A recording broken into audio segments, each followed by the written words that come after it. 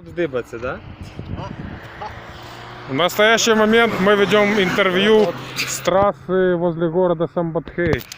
Ваше впечатление? Вот, перфект. Класс, просто класс. Погода бесподобная. Отлично. Скоро может грянуть дождь. Да, он что-то уже давно, со вчерашнего вечера. Со вчерашнего... Троих не возьму. Нет, троих нет. Я Что ты имею в меня виду- нахуй снимаешь, заебал ты для Станкирюка?